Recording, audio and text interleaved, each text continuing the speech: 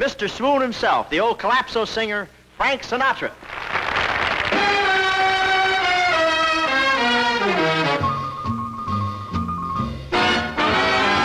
Saturday night is the loneliest night of the week. He was a great talent. Incredible voice, incredible phrasing. I used to dance cheek to cheek.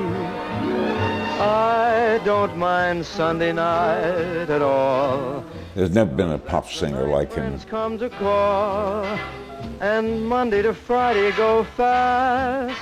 The millennials, a good portion of them, once they have been exposed to his stuff, they're embracing him too.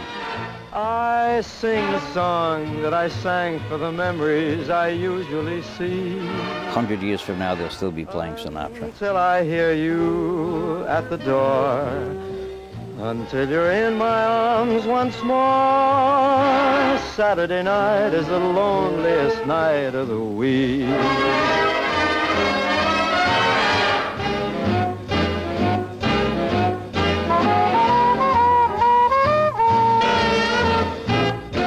I first met him through Jackie Gleason.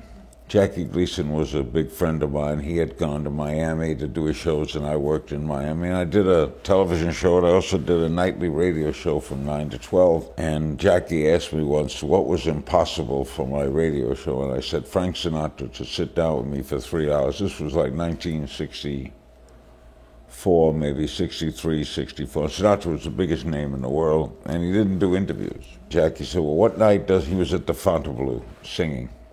What night is he off? I said, Monday. He said, you got him next Monday. There was a lot of fright. People were worried that he wouldn't show. And then on that Monday night, everybody who worked at the radio station stayed all day. They didn't go home. And Sinatra pulled up in a limousine, and he walks up the stairs, and he, which one is Larry King? I said, me.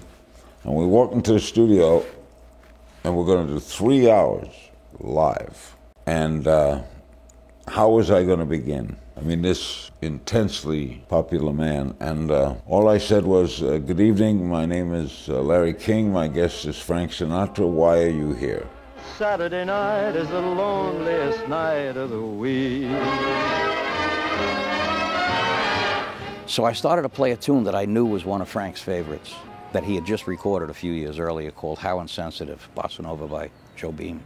And all of a sudden, I'm playing, and Frank starts humming, and I almost dropped the guitar. Then he goes from humming to singing, and now I'm accompanying him.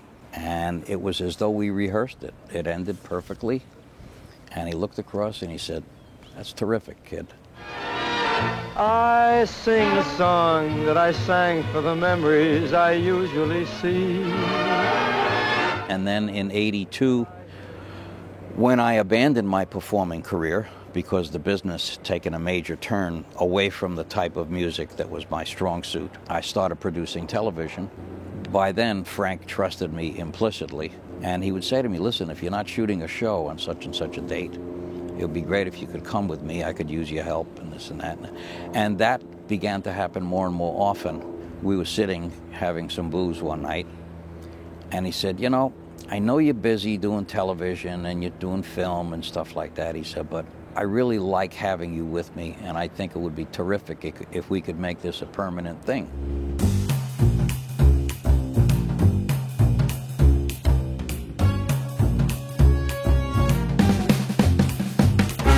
Frank Sinatra and the women. What do you think was Frank Sinatra looking for in a woman? And did that change throughout the decades and the relationships? Companionship, predominantly companionship.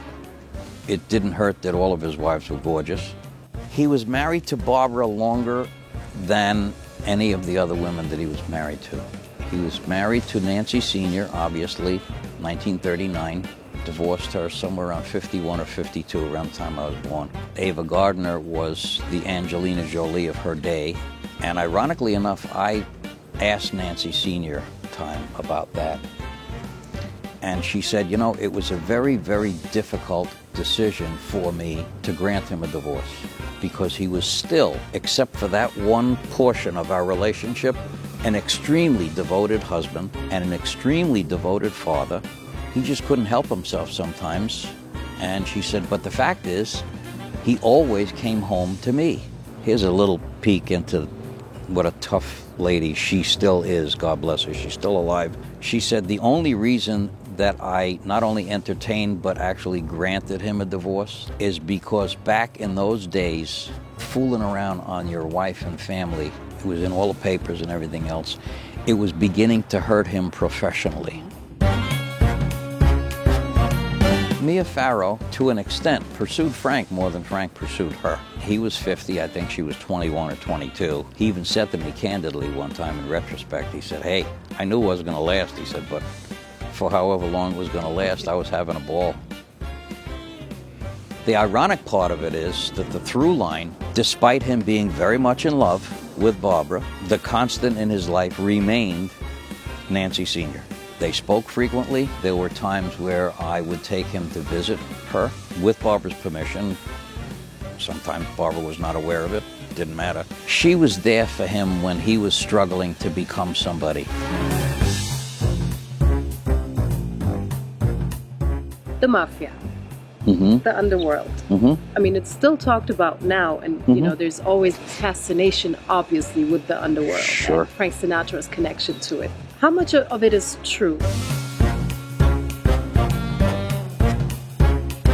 Anyone who grew up in the nightclub world, including to a lesser degree myself, there was a certain amount of association with people like that because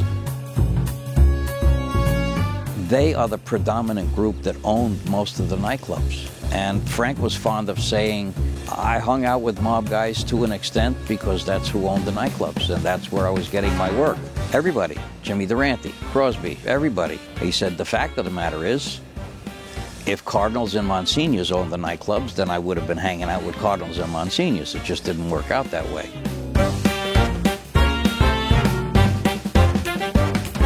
Tell me about John F. Kennedy and Frank Sinatra. Okay.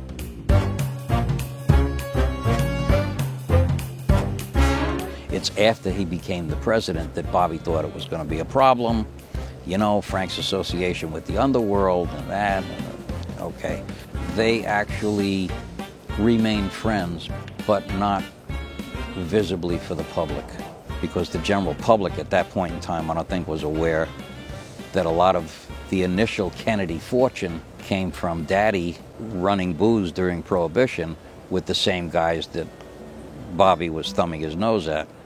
But that's a whole other story. It was just a very sad time for him. Fly me to the moon and let me play among the stars. Let me see what spring is like on Jupiter and Mars. Even after he unceremoniously retired, which was the beginning of 1995, I tried to get him not to retire completely, because a guy that had led such a busy life, you can't just turn around and walk away from it. I even literally said to him one day, why don't we just play Vegas once a month? And we don't even have to stay there. We could do what we used to do. We'll fly up, do the show, get in the jet, and come back. Nah, I'm tired. I said, but Frank, you can't spend the rest of your life just waiting to go to dinner. Yeah, I know. Yeah, well.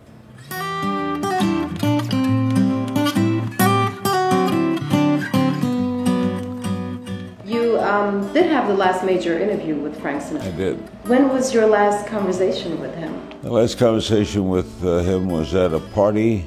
Sammy Cahn, the great writer, he had a party at his house. He had passed away, but there was a party his wife threw at the house. Sinatra was there.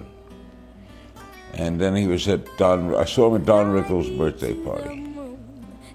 Don just died. But he was at Don Rickles' 70th birthday party, 22 years ago, 2 years before he died. And then I saw him about a month before he died. Briefly, he wasn't doing too well. I was at his house. And he had grown a full beard. They didn't view the body. I don't know if he was buried with the beard, but it was strange to see Sinatra with a full beard.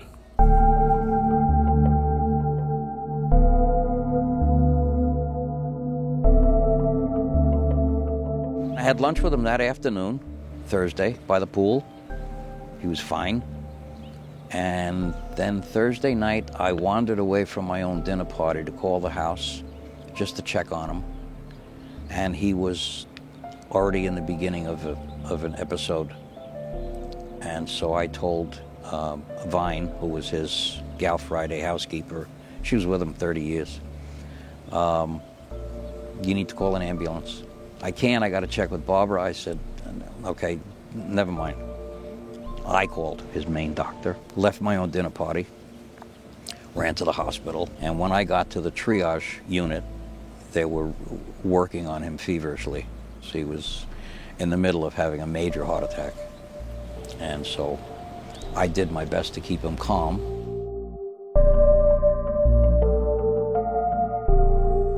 The nurses at Sinai, which is where he died, told me that he really didn't want to die. He was fighting. He knew he was in trouble, but he was, don't do this. He was panicked initially. And Barbara Sinatra was rushing to the hospital, his wife. She just passed away. And she got there just as he was dying. I was holding his hand. Barbara was standing next to me. And I said to him, you got to fight. And Barbara said the same thing. She said, to fight, sweetheart. He says, I am, but I'm losing. And it literally is the last thing he ever said. Fly me to the moon and let me play among the stars. Let me see what spring is like on Jupiter and Mars. I don't like going to funerals. I don't like death. I don't like being around death. But Sinatra's I like. And I sat with my wife and Nancy Reagan and Vic Damone. And it was a beautiful funeral. A Catholic church here. And they put the casket in the middle of the aisle instead of up front. So you had to walk around the casket. And there was a piano player, Bill Miller, who was his piano player, was behind the stage of the church, playing all his songs as you walked in. There was a lot of fun at the funeral too, people telling funny stories. As you walked out of the church, they played Put Your Dreams Away for Another Day, and I Will Take Their Place in Your Heart. It was so touching and so beautifully done. And then the casket took his body to Palm Springs. And I've seen the gravestone, and it says, the best is yet to come.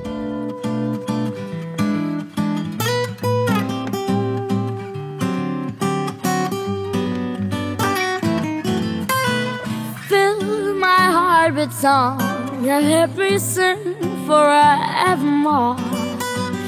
You are all I long for, all I worship and adore.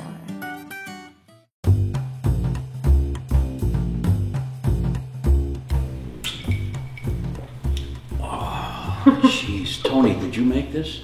Yeah, Frank, why? This is the best drink I've had in 20 minutes. 2 fingers of Jack. And if you're lucky, you have fat fingers. And what? The rest, this. To Frank Sinatra. Frank Sinatra. Salute.